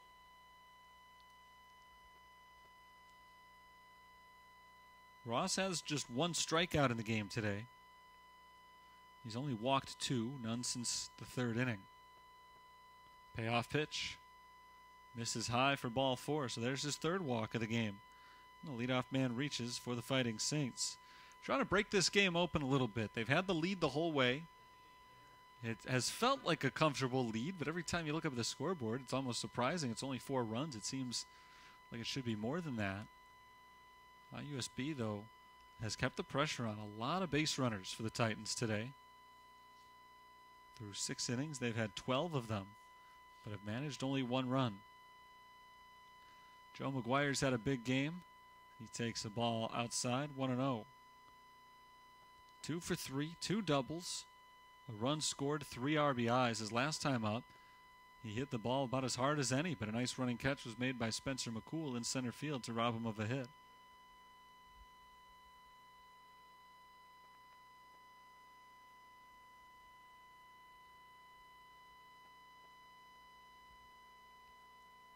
Runner at first, nobody out. McGuire swings and flies it into shallow center. Backing up, the second baseman, Logan Young, can't make the play. Tries to pick it up and get the force at second, but it's a little bit late. It'll go as a hit for Joe McGuire, his 3rd of the game. A bloop single, putting runners at first and second with nobody out. Logan Young went chasing that ball back. It was probably a little bit too far back for him to catch it the way he was trying to, which was on a straight back pedal. Needed to get to that ball a little bit faster than that. It was just beyond his reach. And if he was able to pick it up on the first hop and throw it into second, maybe he still gets the force at second base, but it was a little bit late to do that. Tyler Reese, the right fielder, was the one who ended up retrieving the ball, firing it into second, and it was just a little bit late. Here's Anthony Farron, foul tipping the first pitch for strike 1. Krob walked, he's at second. McGuire singled, he's at first. Saints lead 5-1 in the 7th inning, but they're trying to break the game open right now.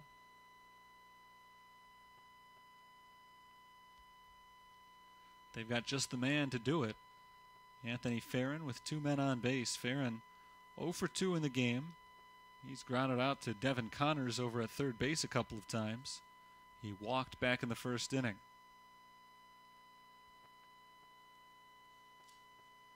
Farron, right-handed hitting first baseman, awaits the next pitch, and it's taken low. 1-1.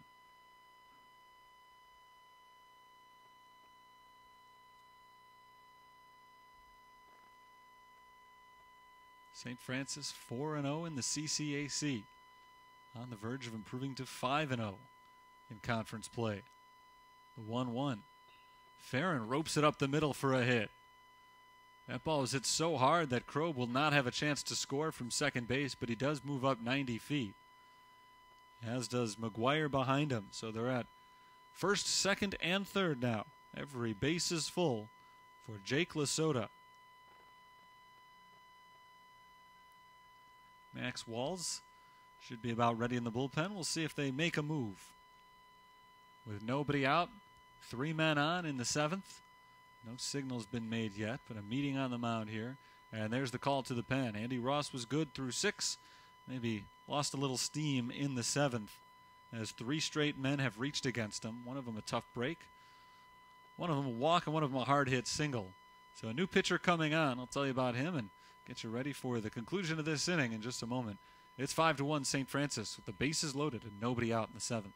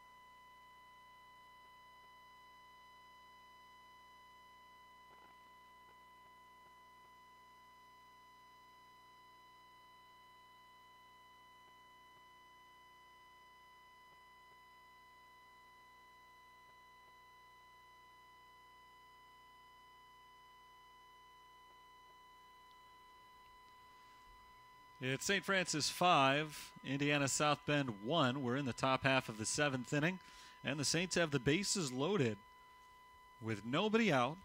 And Jake Lasota coming to the plate. Lasota has already doubled twice in the game, facing a new pitcher, right-hander Max Walls. We saw Walls in this series at second base yesterday. We have not seen him pitch. This is the first chance here for the sophomore, whose first pitch to Lasota is grounded to third. Devin Connors comes home and gets the force. It's a fielder's choice. 5-2 for the first out of the inning. The bases are still loaded as Krob is forced out at the plate. McGuire advances to third. Farron to second. And Lasota safe at first base.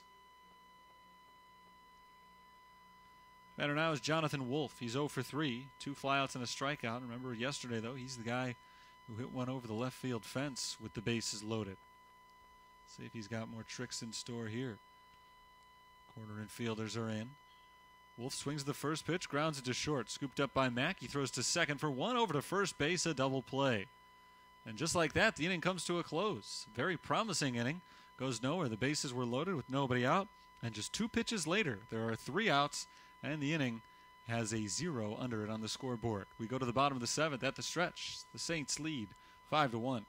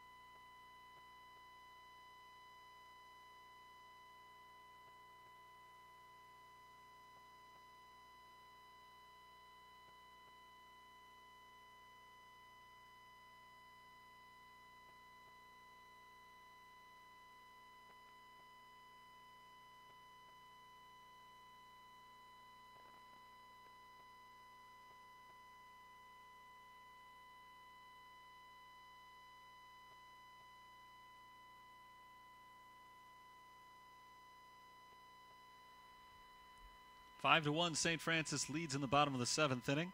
Top of the order for IUSB facing Evan Doan. And the first pitch to Spencer McCool is in there for strike 1. McCool is 0 for 2. He's lined out to third, grounded out to the pitcher. He's also walked once. He floats one into right center field, trying to find a hole, and he's got one. Just out of the reach of second baseman Johnny Peterson. It's a base hit for McCool. Leadoff man is aboard for IUSB in the 7th. Momentum has certainly shifted towards South Bend, but 4-run deficit trumps momentum at this point. Saints had the bases loaded with nobody out in the top half of this inning. It seemed like they were about to break the game wide open. And then just 2 pitches later, a fielder's choice with an out occurring at home and then a double play, and the inning was over. Strike 1 over the outside corner on Colin Mack. Mack is 1 for 2 with a single and a walk. He's also reached on a fielder's choice, so he's been on base 3 times. He scored the only run of the game for IUSB. The 0-1 misses outside. Snap throw down to first is not in time. In the 5th, he pretty much ran his way entirely to a run. He reached on an infield single. He stole second and third and scored on a wild pitch that only got about 10 or 15 feet away from Cebulka. Ground ball to short. This could be 2. Krob flips to Peterson, who fires to first. It is a double play. 6-4-3. 2 down.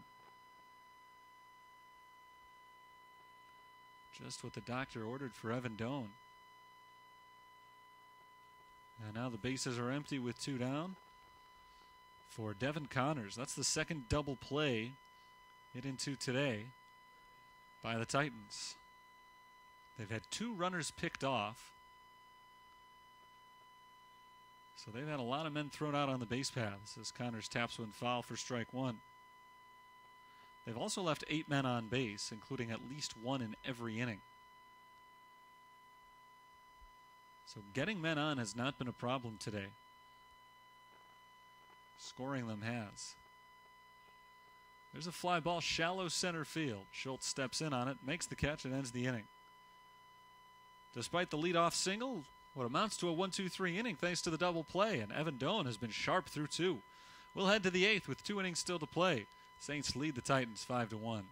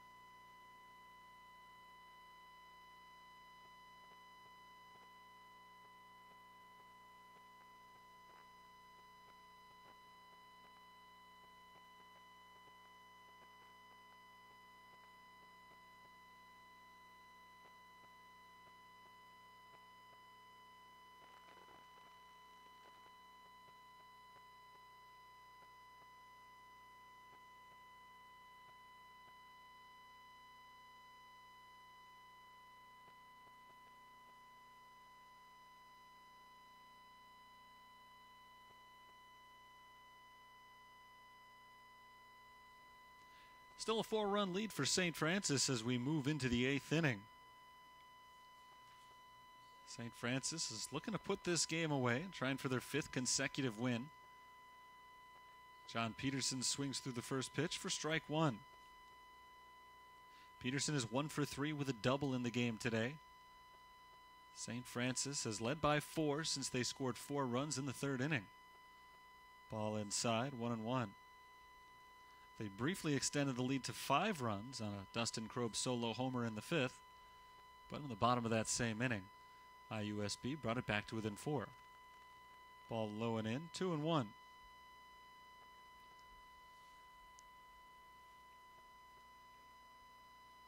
It looked like they were about to run away in the top of the 7th inning when they had the bases loaded, nobody out, but they didn't score. Great work by Max Walls out of the bullpen to put that 0 on the scoreboard as Peterson pops it up. Foul ground but playable right side. First baseman TJ Herrera makes the catch for out number 1. Walls has looked impressive since he entered the game. He's faced 3 batters and retired all of them. In fact, he's recorded 4 outs against those 3 batters. He's the guy who came in with the bases loaded and did not allow any runs. Nice work as well by Andy Ross. Ross ended up going 6 innings. He allowed 4 earned runs on 9 hits with a strikeout and 3 walks. Stat line could have been a lot uglier if not for his good friend Max Walls, who got him out of giving up a few more runs last inning. Cebulka stands in and takes strike 1. Adam Cebulka 0 for 3. He takes a ball inside. Walls is listed on the IUSB roster as just a pitcher, not pitcher/infielder. Soft liner to the right side, backing up, leaping up, and making the catch is Logan Young. Nice play by Young. He timed that one well. Not an easy ball to read. It was hit right to him, but a little bit over his head. He had to take a few hard steps back before jumping and making the catch for out number 2. Brings up Bailey Schultz. Walls looking for the second 1-2-3 inning of the game for South Bend's pitching staff. I mentioned that Walls is listed as just a pitcher on the roster because this is his first time out there pitching this year, at least according to my stats. Strike 1 called on Bailey Schultz. But he has played a fair amount of infield. He started 4 games out in the field, including 1 at second base just last night. Strike 2 called on Schultz. 0-2 on the center fielder, who's 0 for 2 with a walk and a run in this game. Walls looking for a very quick 1-2-3 inning. He's one strike away, but he steps off the rubber before the 0-2 offering. Walls ready to go now. His 0-2 pitch misses high for ball one. Walls, at least by the results, has been the most impressive IUSB pitcher to go out there all series so far. Ground ball down the third base line. It hits off of third base and kicks out to left field. Bailey Schultz is aboard with a single. That one hugged the line all the way. Similar in some ways to the ball that Colin Mack hit a few innings ago for IUSB, in which it looked like it was going to go foul.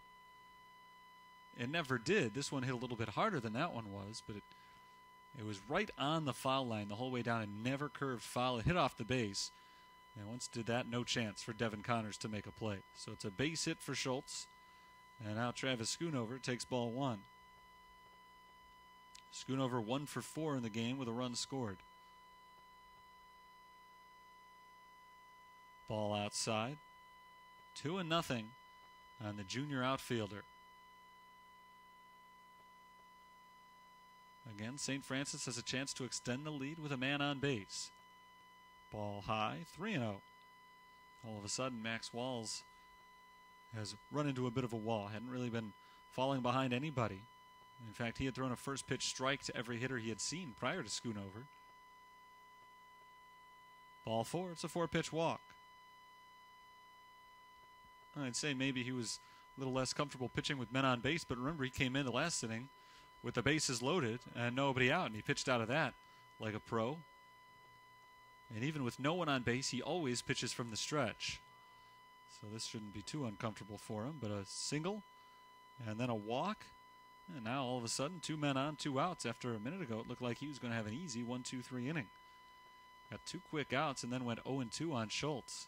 And now Krob's got a chance at an RBI with a base hit. He takes ball 1. That's 5 straight misses from Walls.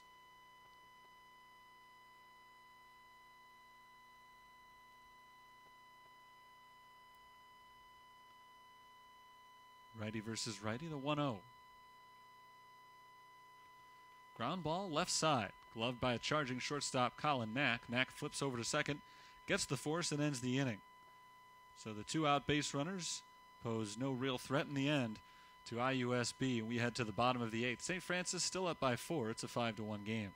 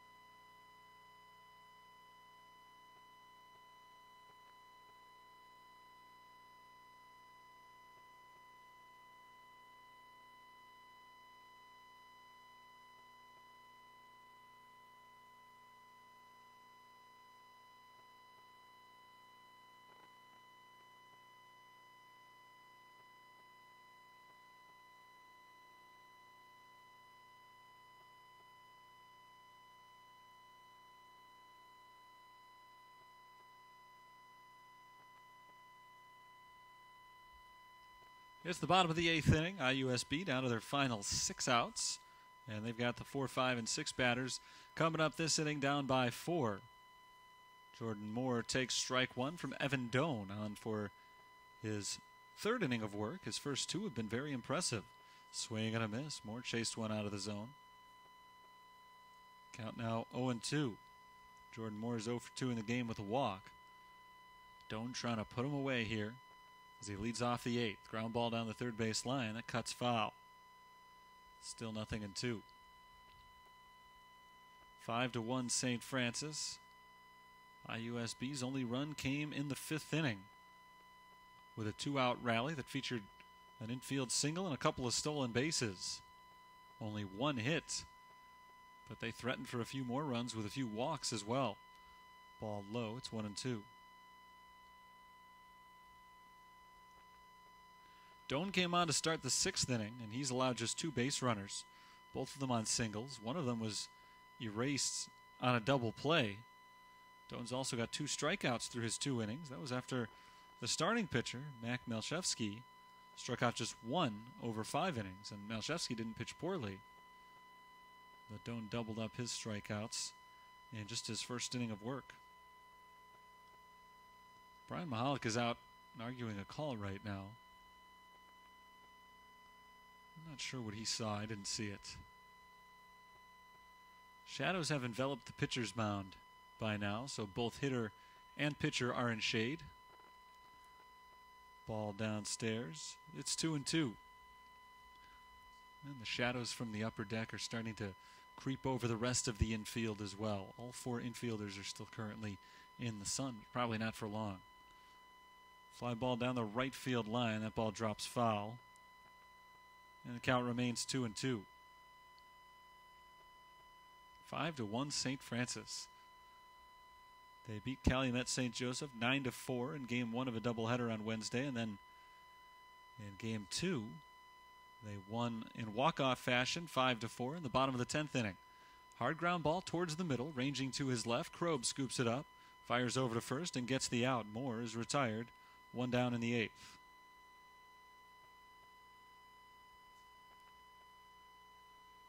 Saints were just 4-11 when they came home from their Florida trip and started conference play last Wednesday.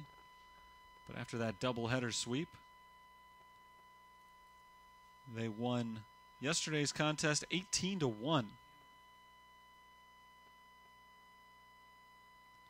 And they won earlier today 6-2, and now a chance for another doubleheader sweep. Chase Cameron comes up and takes strike 1. Chase Cameron pinch hitting for Jose Sanchez. Sanchez went 0 for 3 in the game today. He's done for the afternoon. Fouled away. The count is 0-2 on Cameron. We saw Cameron as the DH in there last night. He went 0 for 3 with a couple of strikeouts. Foul tips this one to stay alive. On the season, just 2 for 26 at the plate. Cameron, a freshman pitcher from Hillsboro, Ohio. And a little time as designated hitter as well. IUSB's got a number of guys who go both ways. Ball inside, it's 1-2. Well, the interesting thing is what we've seen from them in this series, guys who are listed as pitchers who are more likely to play a position. Doan misses behind Cameron that time. Must have slipped out of his hand. Count is 2-2. 1 out, nobody on. Bottom of the 8th inning.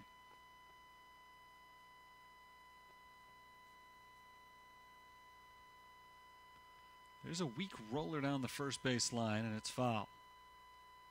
Cameron quickly fell behind in the count 0-2, but he's put up a fight, keeping the at-bat alive. You'll see a 7th pitch here from Evan Doan, a freshman who's been lights out since entering this ball game in the 6th. There's another pitcher throwing in the pen right now for St. Francis. So this is perhaps Doan's last inning, but if so, he's going out strong with a swing and a miss from Cameron. Strike 3. 3rd strikeout in the game for Doan. 2 down in the 8th. Hunter Morawski is the reliever warming up in the bullpen right now. Again, probably loosening up for the 9th, but the way Doan's throwing, maybe they just give it to him. We'll see. See if he gets through the 8th first. Matt Miller is the batter with 2 outs. He takes ball 1 low. Doan struck Miller out last time they faced. Against the starting pitcher, Miller went 0 for 1 with a strikeout and a hit by pitch. Swing and a miss. It's 1-1. So he has not put a ball in play yet in this game. 2 strikeouts. And that hit by pitch. 1-1 misses low and in. 2 balls and 1 strike. Bottom of the 8th inning here in Joliet. It's our 15th inning of baseball today. Game 1 of the doubleheader went 7. And St. Francis won that by 4. They lead this by 4. 2-1. Ground ball left side. Picked up by the third baseman Jonathan Wolf. The throw across to first base is in time, and the inning is over. It's the first 1-2-3 inning of the game for any St. Francis pitcher, and the Saints are 3 outs away from their 5th consecutive victory. Top of the 9th coming up. St. Francis ahead 5-1.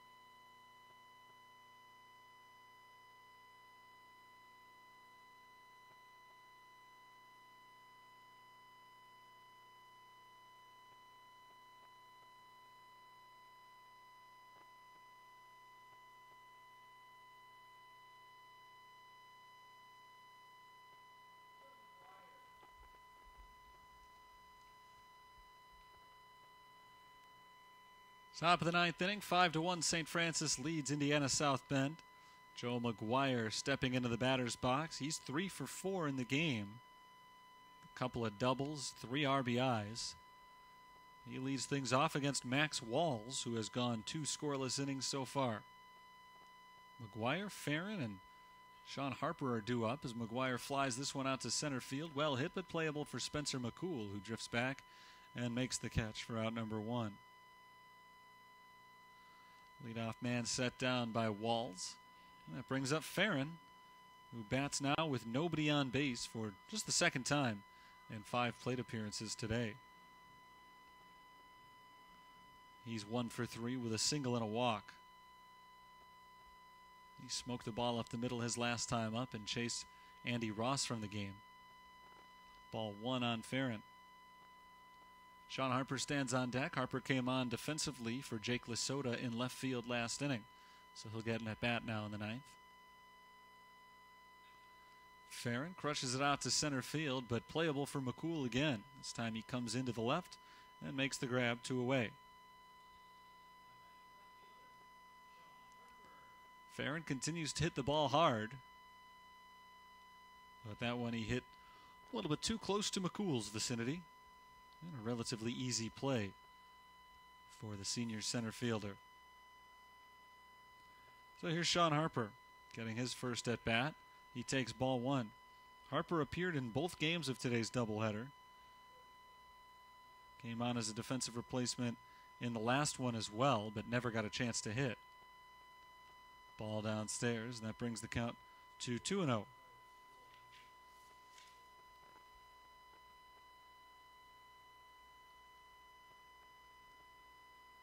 Max Walls sets and deals, and Harper takes a strike.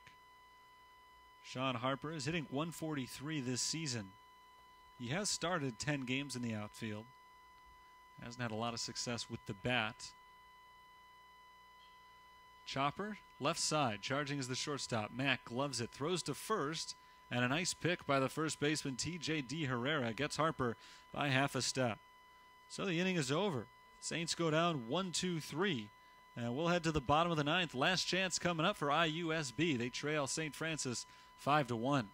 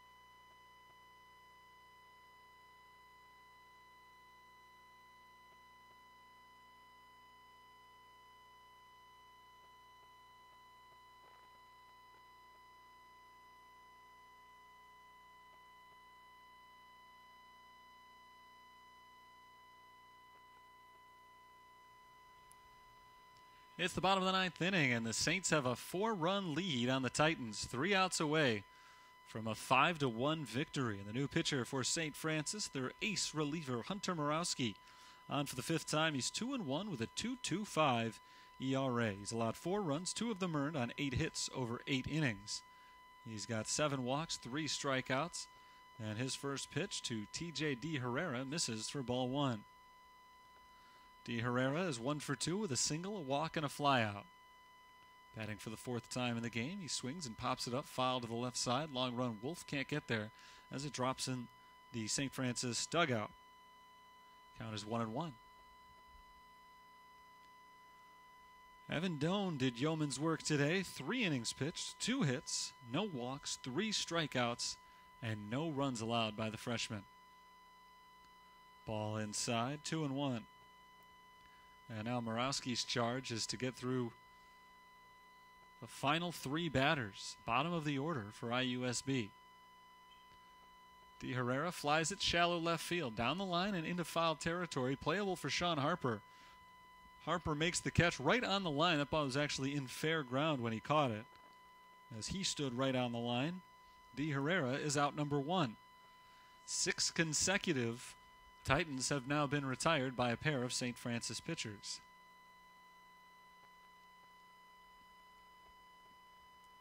Here's Logan Young. 1 for 2 with a single and a walk. He takes strike 1.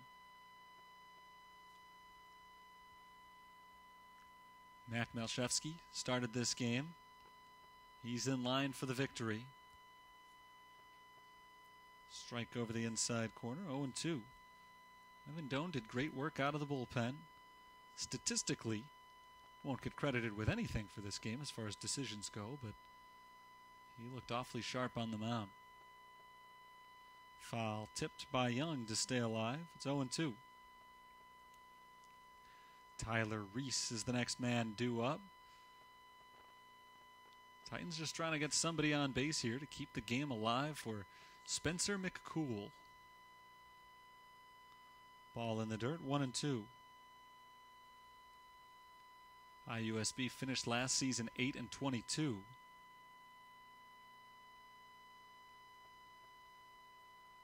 Off to a rough start this conference season, as they have fallen to 0-2 against St. Francis and are on the verge of 0-3 as that ball is bounced to the left side.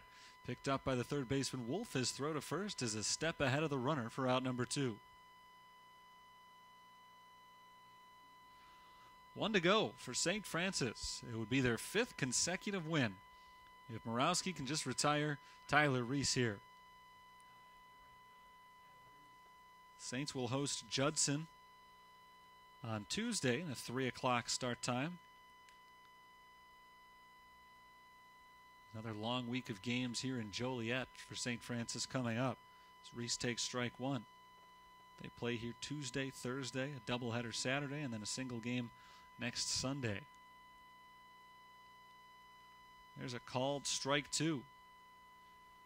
0-2 on Tyler Reese. Morawski is 1 strike away from finishing it off. Righty to righty, the 0-2 pitch. Swung on and missed, strike 3. And there's your ball game. St. Francis knocks off IUSB for the 3rd consecutive game. They won yesterday 18-1 and today by finals of 6-2 and now 5-1. They have won 5 consecutive games and have opened up conference play 5-0.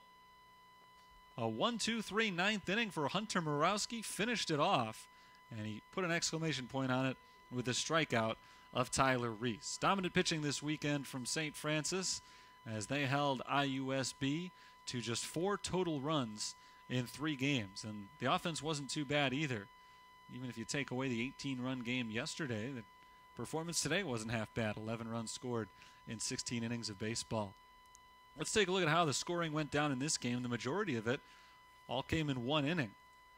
In the 3rd, St. Francis got rolling with the first 4 batters of the inning reaching base. Bailey Schultz walked, Travis Schoonover singled, and Dustin Krob reached on an error.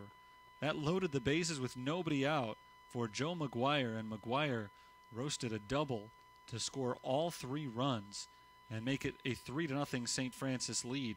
McGuire scored on a Jake Lasota double later in the inning. That made it 4-0.